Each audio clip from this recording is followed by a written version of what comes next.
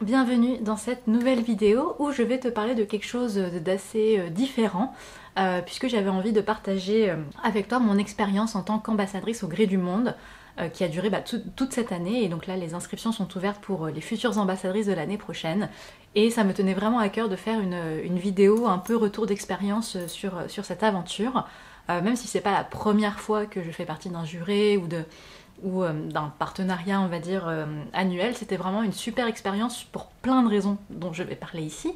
Et puis je vais évidemment aussi t'en dire un peu plus sur les romans que nous avons lus pendant un an. Alors, le rôle d'ambassadrice au gré du monde, c'est un rôle en partenariat avec HarperCollins France, qui a donc une collection de littérature étrangère qui s'appelle Au gré du monde. Donc l'idée, c'est vraiment de voyager aux quatre coins du monde avec des romans parfois historiques, parfois plus contemporains, parfois de la saga familiale. Enfin voilà, c'est assez large. Pareil sur les pays d'origine, tu le verras dans les romans qu'on a lus cette année, c'est très varié. Donc ça a vraiment été un vrai plaisir de découvrir toutes ces œuvres, tous ces ouvrages, que je les ai appréciés ou non d'ailleurs, hein, mais c'est aussi la richesse de ce genre de partenariat. Mais ce qui était aussi absolument génial, c'était toutes les petites choses entre guillemets qu'on pourrait dire à côté. Par exemple, on était consulté parfois sur le choix d'une couverture. Par exemple, voilà, on allait avoir 2 ou 3 propositions de couverture, on allait voter pour celle qu'on préférait. Là, sur la fin d'année, on était invité, alors je n'ai pas pu y aller malheureusement, mais on était invité à rencontrer une des autrices qu'on avait reçues cette année à une rencontre parisienne. Pour un des livres, on a reçu une box absolument magnifique avec des goodies incroyables. Enfin bref, c'était vraiment une super expérience aussi à ce niveau-là. La première box, on a reçu aussi des goodies, une belle bougie, une protection de passeport, tamponnée évidemment au nom, au gré du monde. Enfin voilà, il y a eu beaucoup de choses qui ont rendu l'expérience absolument géniale, au-delà évidemment des romans lus. Et donc c'est vraiment avec beaucoup de reconnaissance et de gratitude que je dis que je laisse ma place d'ambassadrice pour cette année. Mais en tout cas, ce fut une année très riche. Maintenant, parlons peu, mais parlons bien. Parlons des romans donc, que nous avons reçus pendant cette année d'ambassadrice. Je vais les ranger encore une fois, comme le dernier bilan, je vais les ranger encore une fois de ceux que j'ai moins aimés à ceux que j'ai préférés. Et c'est vrai que c'est assez étonnant parce que vraiment j'ai eu des avis très différents en fonction des romans. Mais bon, encore une fois, c'est le jeu des partenariats, on ne choisit pas ce qu'on reçoit et c'est toujours un peu la découverte. On va commencer par ce que j'ai le moins aimé, qui est la saga familiale Café & Gueule. Alors c'était un peu compliqué puisque j'ai lu 3 tomes cette année. En fait, on commençait aux 2, on a pu lire le premier si on le souhaitait. J'avais envie de lire le premier évidemment avant de me lancer dans la suite, et donc on a lu le tome 1, 2 et 3 de cette saga qui n'est pas fini. Mais j'avoue que je n'ai pas très envie de lire la suite. Ça trouvera son public, hein. Si tu aimes les sagas familiales, avec pas mal de personnages à suivre comme ça sur plusieurs années différentes, donc sur plusieurs tomes, etc. Je pense que tu aimeras. Moi j'ai beaucoup de mal avec les sagas familiales, et d'autant plus quand c'est la période de la Seconde Guerre mondiale, puisque donc ça commence sur la fin de la guerre en Allemagne, et donc on suit des personnages au Café & Gueule, donc il y a un café dans les rues d'une ville allemande, et qui va connaître évidemment l'amour, la déception, la jalousie, la haine. Il va y avoir voilà, des histoires de cœur, des histoires de peine, des histoires familiales, des problématiques aussi liées au café, évidemment, des questions d'ambition. Enfin voilà, en vrai il y a beaucoup de choses qui se passent, mais juste moi je me suis pas du tout attachée au personnage, ni dans le premier, ni dans le deuxième, ni dans le troisième. Bon, ça c'est un autre sujet. Je saurais pas dire ce qui m'a pas vraiment plu. C'est juste qu'en tout cas moi je trouvais les personnages un peu bornés, et ce que je pouvais pardonner au premier tome, c'était beaucoup plus difficile de le justifier au troisième tome, où c'est quand même par exemple plus de 10 ans après, et les personnages n'ont pas vraiment évolué. Donc ça j'ai eu un peu de mal sur la longueur en fait à apprécier. Enfin ça rendait ma lecture de plus en plus difficile. Autant le premier, bon c'était sympa sans plus pour moi, mais voilà, autant vers la fin ça devenait vraiment compliqué. Mais encore une fois, c'est aussi moi qui ai beaucoup de mal avec la saga familiale de manière générale. Je suis pas vraiment le bon public pour, donc je pense que ça reste quand même, encore une fois, une bonne saga familiale pour qui aime ce genre. C'est juste que voilà, moi je n'aime pas. Ensuite, un autre roman qui était vraiment pas mal, mais il m'a manqué quelque chose pour vraiment aimer, c'est Entends ma voix de Zelda Lockhart. Donc là, on part dans la littérature africaine. Et c'était assez génial parce qu'évidemment, il y a des questions toujours un peu de famille, hein, de féminisme, etc. C'est toujours des destins de femmes fortes. Il y a des scènes assez dures, d'ailleurs, dans le roman. Et pareil, je saurais pas dire ce qui m'a dérangée. J'ai beaucoup aimé le contexte, j'ai beaucoup aimé plein de choses. mais je pense que l'écriture m'a pas vraiment entraînée plus que ça, et j'avais une forme de distance, je pense, par rapport à l'écriture.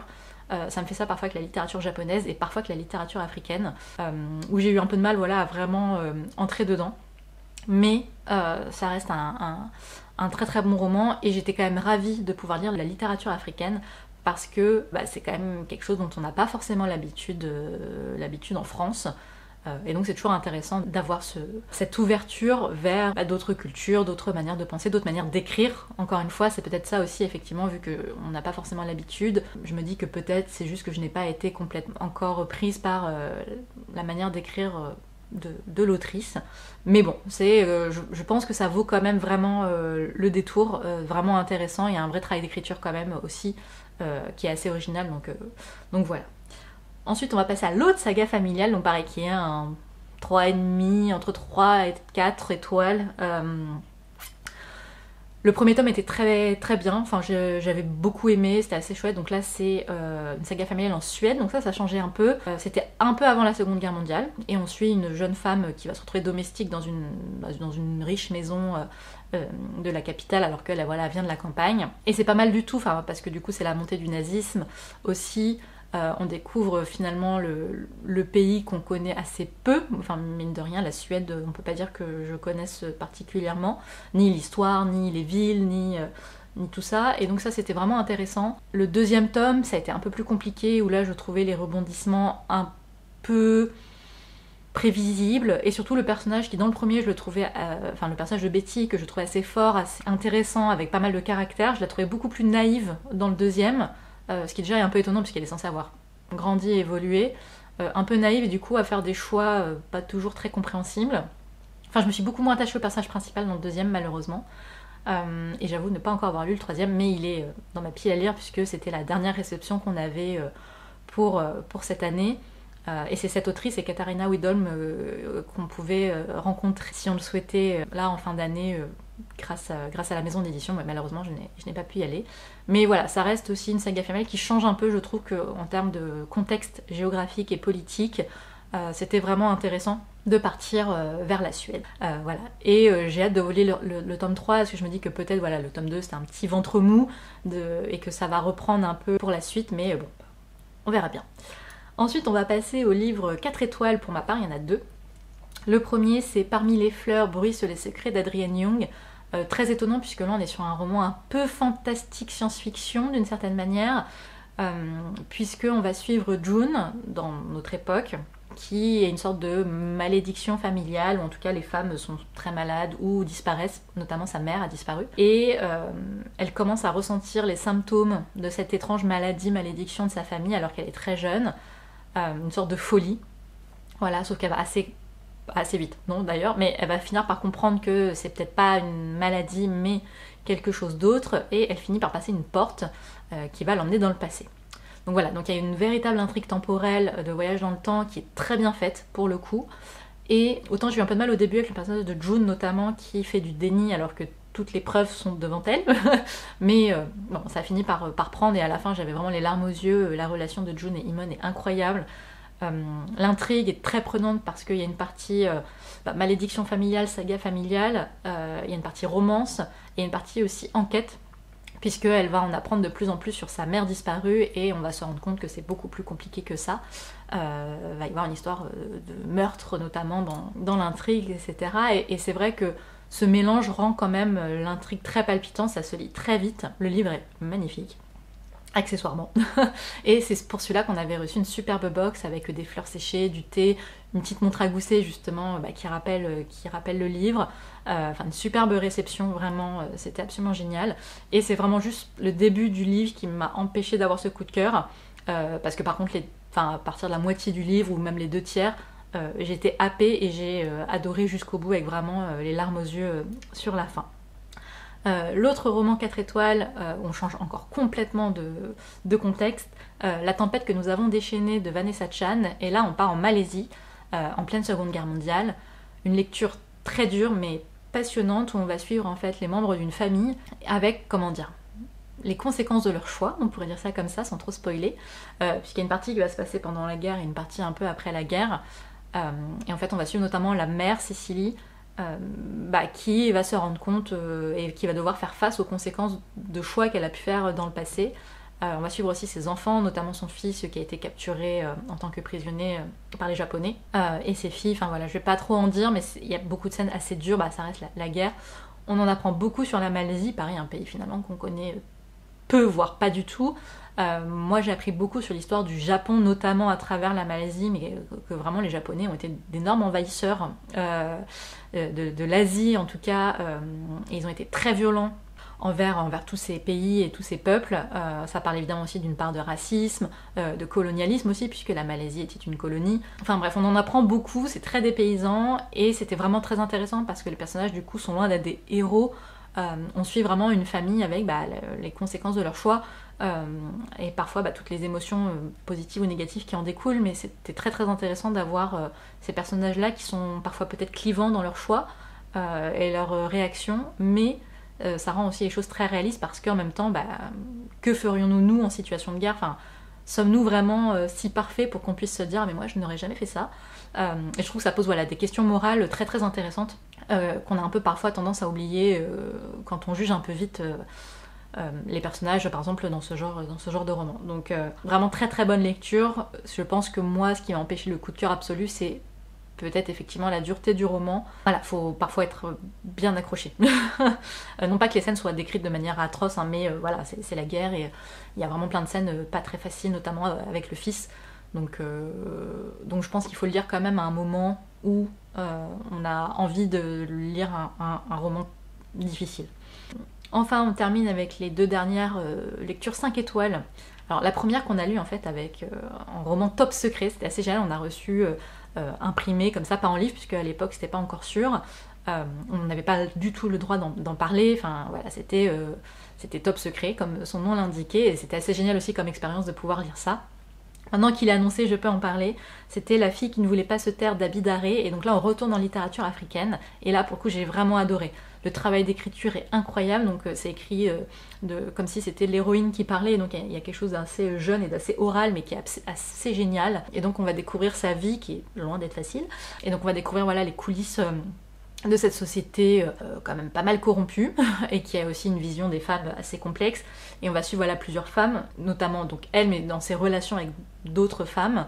Il y a pareil des scènes assez difficiles, on est encore dans des pays où on se marie, il y a des mariages forcés, très jeunes. On n'a pas le droit de dire quoi que ce soit d'ailleurs si on n'est pas d'accord. Mais vraiment je pense que ce qui m'a le plus plu, ce sont ces portraits de femmes fortes, notamment de l'héroïne qui, malgré son jeune âge, a un sacré caractère, mais elle a une vision de la vie, une manière d'être qui est très très attachante, et vraiment sa manière d'écrire de l'autrice est assez géniale. Enfin, pour le coup, j'ai vraiment dévoré le roman.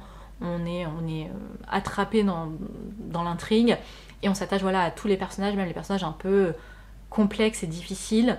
On finit par comprendre aussi à quel point la société influe aussi sur les comportements, puisque des fois la seule manière de s'en sortir c'est d'être pas pire que les autres, mais voilà. Donc La fille qui ne voulait pas se taire paraît en début d'année prochaine, en début 2025, et vraiment là je conseille vivement de le lire. Je trouve que le travail est assez chouette, et gros coup de cœur pour ce roman de littérature africaine. Et on termine par le dernier qui a été un coup de cœur inattendu pour ma part, puisque je suis vraiment pas fan de la période Seconde Guerre mondiale, comme je l'ai déjà dit plus tôt dans la vidéo. Vraiment j'ai beaucoup de mal avec cette période. Je sais pas si c'est parce que j'ai fait allemand LV1 et que j'en ai bouffé tout le temps pendant des années à l'école, mais c'est une période, non pas que je trouve inintéressante, loin de là, mais je pense que j'en ai marre. Et donc c'est une période, souvent j'y vais un peu à reculons, genre on va encore parler tout le temps des mêmes choses. Enfin, voilà, même si c'est important, il y a parfois un côté un peu lassant pour ma part. Et là, dans Le livre perdu d'une pirate de l'Edelweiss, de Brianna Labuschagne, j'ai adoré. On suit 3 femmes, un peu avant la Seconde Guerre, en plein pendant et un peu après, 3 moments différents autour de la guerre en Allemagne. Et c'est très intéressant du coup d'avoir le point de vue de femmes allemandes face à la guerre, parce que c'est vrai qu'on a aussi forcément nous notre point de vue français. Et on se rend compte évidemment que rien n'était aussi simple en Allemagne non plus.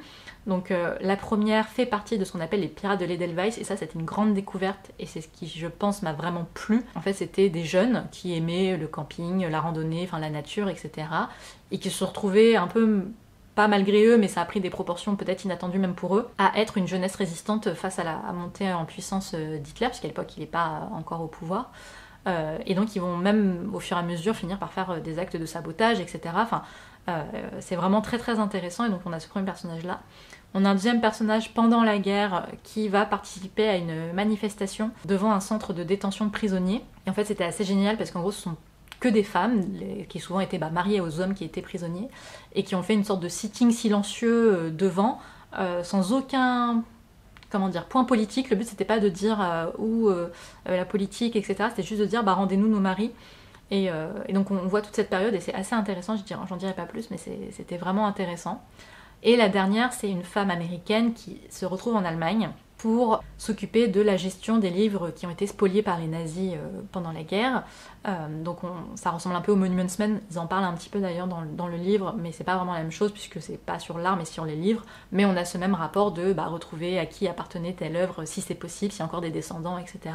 Et pareil, je trouve que c'est une partie qu'on connaît moins, et notamment aussi l'appropriation par les États-Unis de ce fonds culturel. Donc ça pose pas mal de questions super intéressantes. On a 3 femmes avec des caractères hyper intéressants, j'ai trouvé avec beaucoup de réalisme, très attachante. Il y a une petite pointe de romance évidemment, mais je trouve qu'il est pile ce qu'il faut pour donner de la profondeur au texte finalement, donner peut-être un peu de douceur et d'espoir, mais sans tomber dans le niais, loin de là. J'ai tout adoré, vraiment l'écriture, l'alternance des 3 temporalités, l'alternance des 3 femmes, leur caractère, leurs problématiques. J'ai adoré apprendre, que ce soit sur les pirates de l'Edelweiss ou un peu plus sur l'après-guerre avec la partie spoliation des livres par les nazis, ou cette manifestation pendant la guerre qui est aussi inspirée de faits réels. Enfin voilà, c'était finalement un focus sur des événements qu'on connaît pas, et c'est ça qui m'a intéressée, loin des trucs un peu classiques parfois qu'on peut voir. Donc très très belle découverte, vraiment j'ai adoré, et je pense que ça reste ma lecture préférée de toute cette année. Donc qui eût cru que j'aimerais un bouquin pendant la Seconde Guerre mondiale, mais comme quoi c'est aussi l'intérêt de cette expérience d'ambassadrice au gré du monde pendant un an. Voilà, donc j'ai fait le tour des lectures. Encore merci infiniment à la maison d'édition et à Marine Alata notamment pour cette opportunité pendant un an, c'était absolument génial. Et je sais que les prochaines ambassadrices vivront une expérience incroyable. C'est vraiment chouette, et je pense que je vais faire une autre vidéo bientôt sur mon expérience en tant que jurée du prix du meilleur polar point. Donc là on changera complètement de style et de genre, mais ça me tient à cœur aussi. À très vite pour une prochaine vidéo.